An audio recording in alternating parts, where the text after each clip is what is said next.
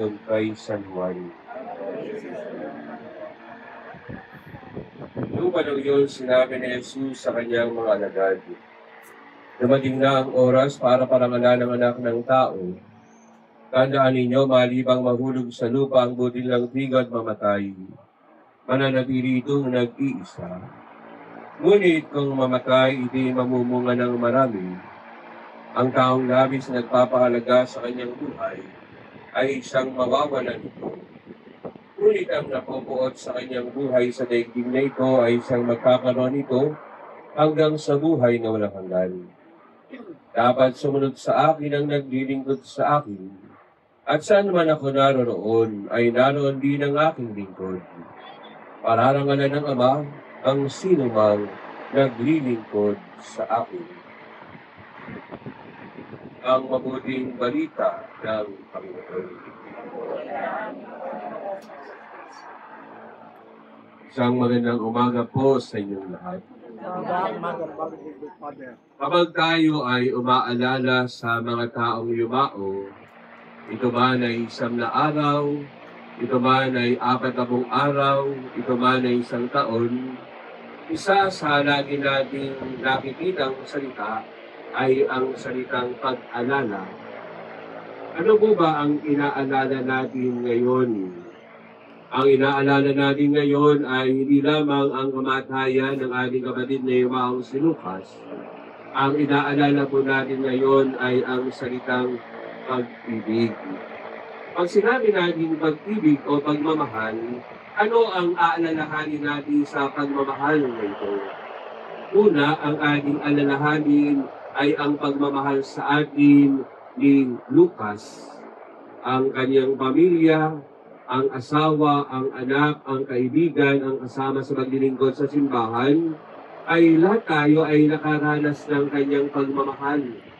Ang kanyang pag-aaruga, ang kanyang pagtalima sa ating mga sinasabi, ang pagtalima niya sa tunay na landas ng kabutihan, ang kanyang patuloy na paglilingkod sa bawat isa sa atin. Kayo ang nakaranas sa kakita ng mga pagmamahal na ito. At ito ay ating inaalala ngayon. At tumaari sa pag-alala natin sa kanyang pagmamahal. Ito ay hindi lamang mananatiling isang memorya, hindi lamang natin titingnan na bahagi lamang ito ng ating karanasan. Pagkus, ating inaalala ang pag-ibig ni Lucas, ito'y magsilbing inspirasyon natin ngayon upang patuloy nating magamit ang inspirasyon niya at ating ding maipakita sa Panginoon ang ating mabuti at banal na pamumuhay. Dalawa, ang ating alala ngayon ay ang pagmamahal natin sa Kanya. Siguro po, nung siya ay lumisan, hindi tayo tumigil sa magdarasal sa Kanya.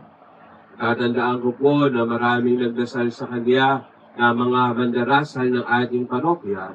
Marami ang gumawa at nagkandak ng mga Bible service habang siya ay nakalamay. At pagkatapos ng madilim, naroon pa rin ang patuloy na magdarasal, naroon pa rin ang patuloy na magsama sa pagdiriwang ng banal na misa. Ang lahat ng ito ay simbolo ng ating pagmamahal sa Kanya. Nagnanais natin siguraduhin kasama ng Kanyang mabuting gawa, tayo na nagdarasal sa Kanya ay pagbibigyan ng Panginoon at kaagad siya makararating sa tahanan ni Kristo kung saan mapakapiling niya ang mga banal, mapakapiling niya ang mga anghel. Kaya yung pagmamahal na yun sana ay hindi matapos. Patuloy tayo magdarasal sa Kanya kung dati tayo ay humihingi ng awa sa Diyos upang siya patawarin at makarating na sa piling ni Kristo. Ang pagdarasal natin ngayon sa Kanya ay hindi na ganon. Ang pagdarasal natin ngayon sa Kanya, Lucas, sana kami naman ang iyong ipagdasal sa harapan ni Kristo.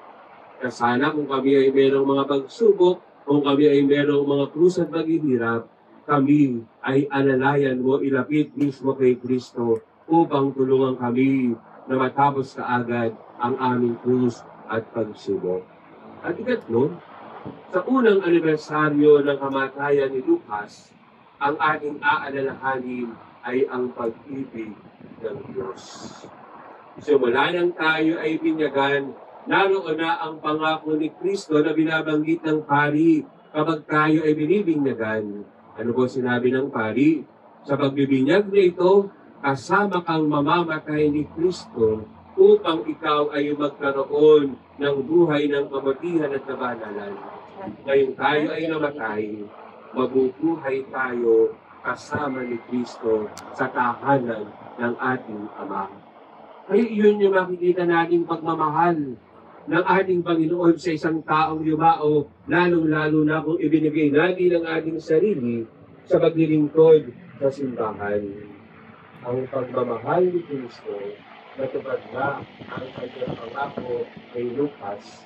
Sinabi ng Panginoon sa Ebanghelyo ni San Juan, "Mauuna ako sa inyo upang ipaghanda kayo ng matitirhan sa langit." Ito ay naganap na ni Kristo kay Lucas. Siya nasa piling na ng Diyos Ama, kaya nga naranasan niya na ang pag-ibig ni Kristo para sa kanya. Kaya mga kapatid, sa unang taon ng anibersaryo ng kamatayan ni Lucas, tandaan po natin ang salitang pagmamahal.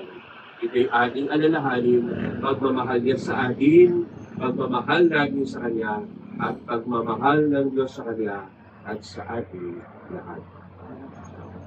Amen.